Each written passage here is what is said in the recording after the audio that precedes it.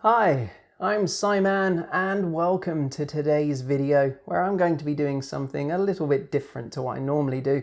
I'm going to be upgrading my PC.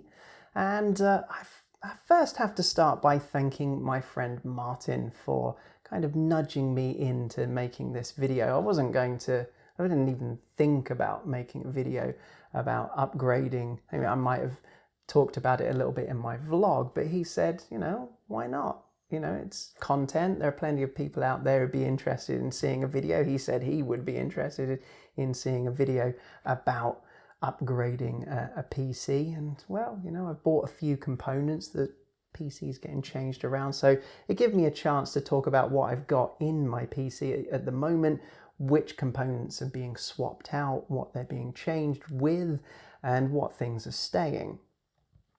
I'll also talk a little bit about why I'm doing this. I'll also show some benchmarks, although very few. This is not like one of those fantastic Gamers Nexus channels or something like that where they benchmark 20 or 30 games, or Hardware Unboxed, if you've ever seen that one. Yeah, they really go to town on the benchmarking. Very limited benchmarking here. I just want to get a little bit of an idea of how much of a performance increase I'm getting from the changes that I'm making. So let's quickly talk about what's in the machine at the moment. It's running an i5 6600K from Intel. So that was a mid-range processor when it came out. Roughly about £200 is what I paid for it. There's an Asus Z170 Deluxe motherboard. I think that was probably about £170 when I made the purchase. Then there's an MSI Gaming GTX 1070 graphics card, and I think round about £380. I mean, I'm trying to do the conversions in my head from dirhams, because they were all of this stuff. Well, all of the older components were bought in Dubai. And yeah, what else? Oh, it's got 16 gigabytes of pretty low spec ballistics RAM that's in there at the moment. More or less the cheapest stuff I could get my hands on at the time. There is also an NVMe M.2 drive in there as a C drive, a 520 gigabyte Samsung 950 Pro. There's also an 850 EVO 500 gigabyte, just a standard 2.5 inch SSD drive, and a 4 terabyte, full size mechanical disk in there from Seagate. And well, a couple of these components here. We've got the RM750i from Corsair. That's the power supply, not the original one I bought with this machine, mind you. I had a RM650i in there. It died after about a year. I couldn't take advantage of the warranty because I hadn't bought it from an authorized Corsair dealer. It was from a computer market in Dubai where I bought all of the components I used to buy this machine. So I just went out and bought another power supply, got a slightly more powerful one. Actually not out of choice, they didn't have the 650, so I just went for the 750, but comes in handy, as I think there will be more powerful parts going in here eventually. I also bought a water cooler because I knew I would be overclocking at some point in the future. I bought an H110i. However, one of the downsides to this system was the original motherboard, or at least the chipset, because I couldn't upgrade in the way that I imagined when I bought it. I bought a reasonably good motherboard and I thought it would see me through for a few years and I'd just be able to take out the i5 2 or 3 years down the line. At the position I'm in at the moment, I'll be able to drop in the latest and greatest of Intel's parts. That's not the case, unfortunately. I can't go and get an i9 9900K, which would have cost me about £480. Intel's best gaming CPU, and also pretty good for content creation as well. I would have hoped to have been able to just drop that in there, job done, wouldn't have needed to change anything. apart from I probably would have put new RAM in there. But as the case is, I could upgrade to a 7700K, but that's a couple of generations old, and also is about the same price as the 9700K. So it seems a bit unfair that for older, poorer quality parts, I'd have to pay more or less the same price as I'd be paying for the latest generation. So if I wanted to stick with Intel, I would have had to have gone out and bought a new motherboard to accompany my new processor. So I thought, why not try AMD? They're getting very good reviews these days.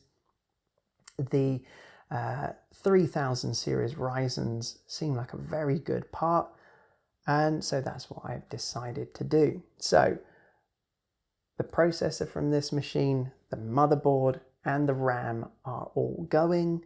The 500 gigabyte SSD drive is coming out of here. That's going into my wife's laptop because I want to breathe a bit of life into that. And coming into the system is the Meg X570 Ace motherboard from MSI. I was going to go with the Creation motherboard, but it's larger. It's an E80X, and it wouldn't have fit in this case. That would have been another £100, maybe close to £200 to get a nice full tower. And I really like this case. It's black, minimalist, understated. There's no tempered glass side panel. You can't see inside it, which is perfect because I've got no interest in RGB lighting and seeing the inside of a PC. I want it to sit on the floor under my desk and not have to look at the thing. So I decided to stick with the case, stick with the ATX form factor, go with AMD's platform, and although I couldn't get the processor that I originally wanted to get, because I kind of figured, and a lot of people have for a while, that the new series of processors was going to have a 16-core part. Well, that is coming, but not until September. And as I really needed to do a PC upgrade at the moment for some project work I've got coming, I've decided to go with the lowest end Ryzen 3000 part, which is the 3600. And by all accounts, it is much better than the CPU I've got in here at the moment, and the motherboard is better than the one that I've got. I'm bringing in 64 gigs of 3200 DDR4 RAM from Corsair, the Corsair Vengeance, and I'm bringing in as my D drive a 1 terabyte NVMe Samsung 970 Evo drive. Then as my E drive, I've got a 2 terabyte 860 QVO, which is kind of a quality, as it says on the back here, quality and value optimized SSD. So they're bog standard, cheapest, large capacity SSD. And I'm going to be sticking with my 4 terabyte Seagate drive. So I'm going to have 4 drives in there. It's going to make it nice for splitting up my projects and making editing as efficient as possible. And then, yes, these parts are going to stay. The graphics card is not going to be upgraded quite yet because I'm not sure, am I going to go for the RTX 2070 Super or in 2 weeks time the 2080 Super. I'm going to wait for the reviews for that part to come in, and I think I'm leaning more towards the 2070 Super because I can't imagine the 2080 Super is going to be that much more powerful than the existing 2080, because then that's really going to cut into the 2080 Ti territory. So if a card at £669 is going to be close to the £1,100 RTX 2080 Ti, I don't know, unless Nvidia have got another high-end card that they're going to bring out in another month at that price point, I don't know. But yeah, that's a decision for a couple of weeks down the line. But as it is, we're going to build this one up and see how it goes.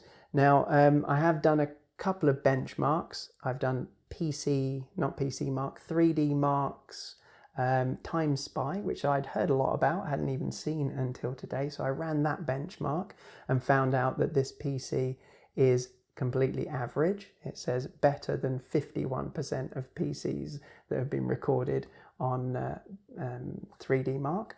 So it'd be interesting to see how much higher the scores are there. I don't expect too much of a difference because I'm not upgrading the graphics card. Then I've also benchmarked Deus Ex Mankind Divided, which I've had on my system for a long time, but for some reason I've never played. So I've got a benchmark score for that, and also Batman Arkham Origins, which is the worst of the Arkham games, but the only one that I still had installed on my system because I'd only got about halfway through. So I've benchmarked that as well. So I'll put this system together now. I'll show you little bits of it, and then afterwards I'll benchmark the things again. And well, for me, that's going to be a few hours work, but for you, it's just going to be a few seconds. So let's get into it. Well, here we have the inside of the existing PC. Looks a little bit of a mess, but I don't really care about those things. Not too worried about cable management and all of that sort of stuff that PC gamers normally worry about. Right, let's take a quick look at the MSI Meg motherboard. Feels premium, it's heavy. Comes in a nice anti-static bag. Also comes with a little cloth bag as well, and lots of wires and cables and some tiny little screws that look very easy to lose, and kind of funky Wi-Fi antenna, and even an MSI badge. Really gonna want that. Yeah, and of course instruction manuals and well, yeah, the big instruction book there, the user guide, which I'm definitely going to need to refer to. So let's take this giant thing out of here. Wow, look at that. It's kind of cool. It actually looks a lot better. I mean, I really didn't think this motherboard looked nice and maybe it doesn't look that nice when you're seeing it on video, but yeah, looks like a very well made, sturdy bit of kit. So it's going to be yeah,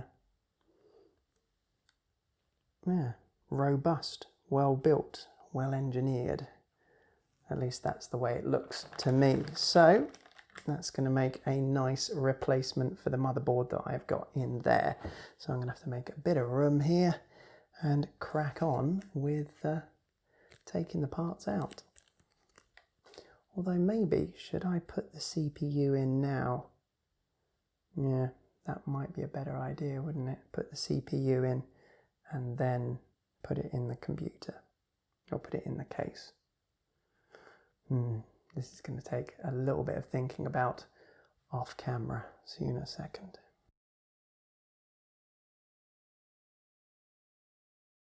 Well, that took a lot longer than expected. I've got the components on the motherboard now. So let's take a look at what we've got here. Here's the old one. So I've still got the CPU in here and the RAM on the old one, but on the new one, I took off the heat sinks. This one was very easy to put in, but the second one, if you've got one of these or you're thinking of getting one, the thing to note is there's a little metal standoff in the middle. If you're putting in a normal length M.2, you'll have to remove that, because I put it in, screwed it down, and it's like, oh, it doesn't fit, and then realized I had to take it off, and then everything fits in nicely. So I've got these two populated. The memory was no problem to put in, processors in, but the one thing that I find a little bit confusing is you can't remove this part of the shroud, and one of the screws that needs to hold the motherboard to the case. So you might be able to see here, right in the center, there's a standoff there. And normally it's, well, it is, there's a hole on the motherboard for it, but there's no way for me to get to it. So that's a problem. I just guess I'll have to support it with the other 8 screws and hope everything's all right. Another thing I discovered was after removing the plastic parts here where the cooler clips onto and installing the standoffs for the adapter kit that I was talking about, turns out that I don't actually need one, because as long as I've got this connector on here that allows me to screw 2 clips onto it, so I've got just the standard H100i, but apparently it's the V2 or the GTX that you need, the later versions where you needed to get a different kind of adapter that you have to pay for. So I spent £10 on something that I didn't need, so I've just screwed those back in. But I think I'm just about ready to try and get this in here now and get it all connected up, and hopefully once I've found all of the plates, because this standard ATX board, it looks like the connectors are going to go in the same place. Fingers crossed that they will and that it's straightforward, and in a few minutes I'll have a connected PC. All I'm going to do is I've got the not M.2, the standard SSD drive on the back. I'm going to take that out and put the new one in. And then it's time to connect the cooler to the chip. But yeah, fun times ahead. Okay, well, all of the components are now in the machine. Took quite a bit longer than expected, but it wasn't that anything was particularly difficult to do. It was just, I hadn't put one of these machines together for a while, and it was just a case of finding out where all of the fans and USB headers and things were. Some of them in a slightly different place than others, than on my other board. Others are in exactly the same place, so it was no effort. Yeah, all went pretty smoothly. So next thing to do is actually go and get some dinner, but after that I'm going to plug it all in, install Windows, and see if it actually works. Okay, let's find out. Well, I put the machine back together, tested it.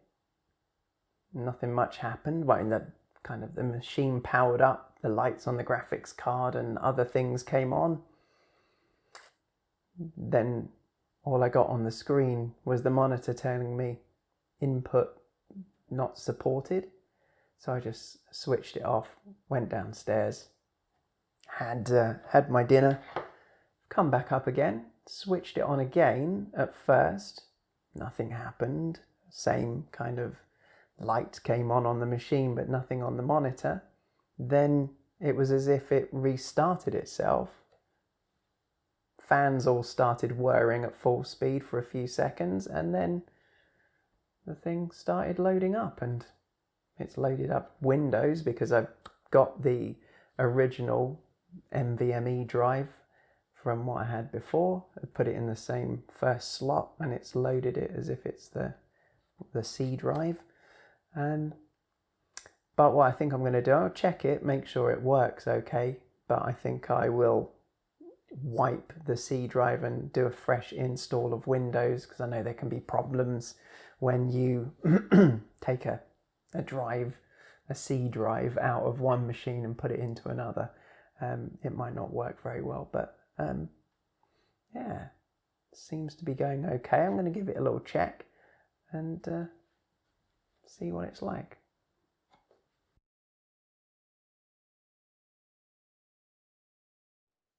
Well, that was fun, I don't think.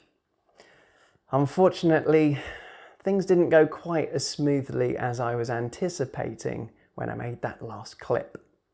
After filming that, I wiped the C drive because everything seemed to be working fine. It was stable, even with the installation for my old motherboard in the new system.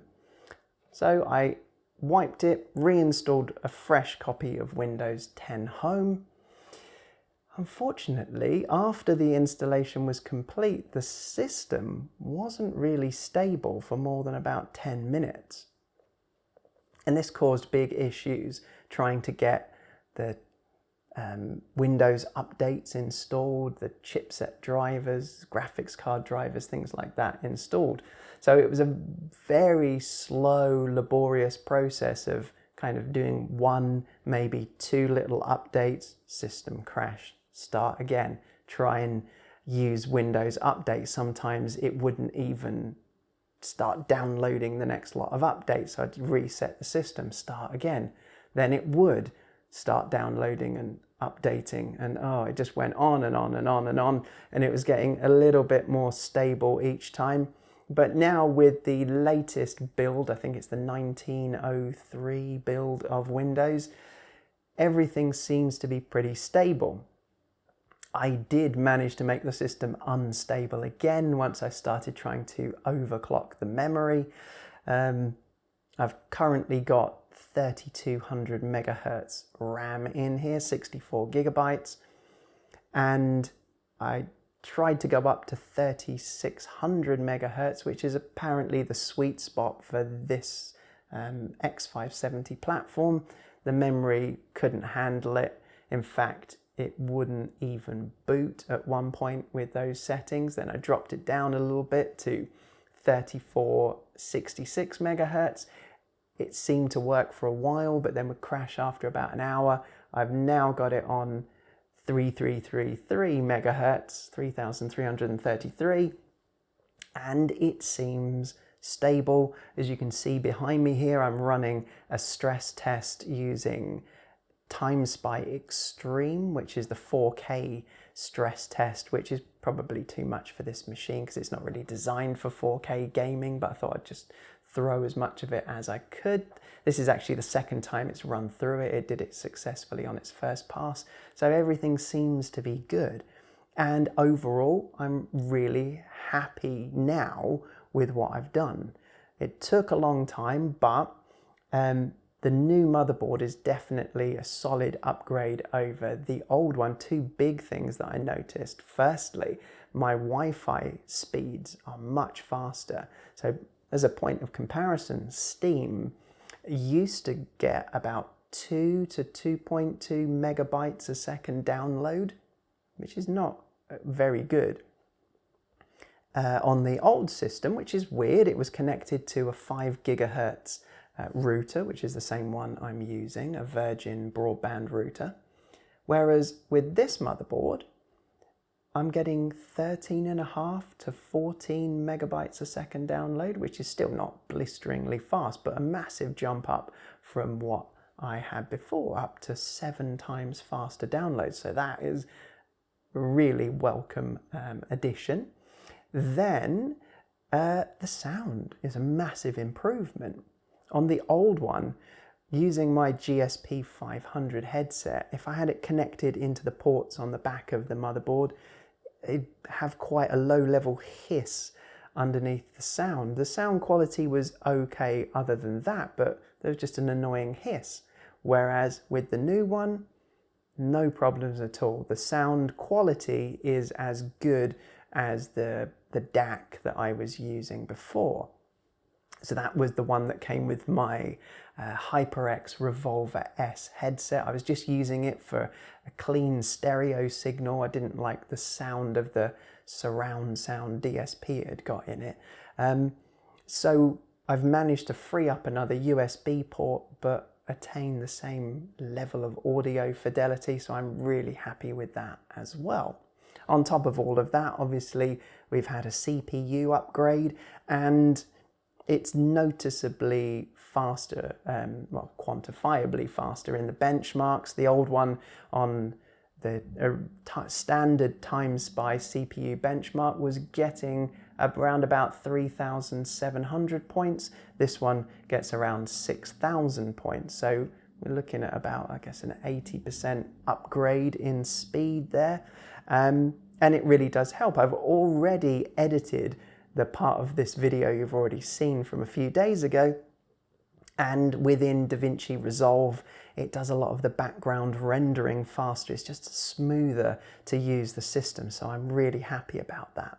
But what I've done so far just represents stage 1 of the PC upgrade. We're now only a few days away from the launch of the RTX 2080 Super. So I'm still thinking about getting that card because I was crazily thinking about getting the 2080 Ti at one point. But then the 2070 Super seems to represent much better value for money. So what I'm going to do is wait for those reviews to come in, see where the new card benchmarks. If it is as close to the 2080 Ti as the 2070 Super is to the original 2080, like only a few percentage points behind, then I could I'm pretty sure I will get the 2080 Super. Yeah, because I think it's going to make rendering times faster. Resolve definitely benefits from a faster GPU, and there's some other video software that I use as well that can leverage the power of the CUDA cores. So yes, I think that will be the next upgrade. So there'll be another video coming soon about that. And then in September, October time, once the 3950X, the 16 core 32 thread part from AMD is out and the reviews are out, and I can work out whether it makes sense over the existing 12 core 24 thread part, if it's worth that extra £250, if it gives a boost in video editing and kind of content creation, then I think I'll be upgrading to that. If not, then maybe that 12 core part will be the one that I go for. But I'm definitely going to do a CPU upgrade because on the video editing side of things, it's important. If I were just doing gaming, I don't know whether I would bother going much higher than this, but I do also like to record footage at the same time. So maybe an 8-core part would be a better CPU in a system in my situation. But I think if you were just purely gaming, this is a great CPU, especially for the money. So that's about all I have for today. It's been a fairly long video, but thank you very much for watching. Thanks again to Martin for suggesting to make this PC upgrade video. So from my games room to wherever you are, this is Psiman signing off. Bye-bye.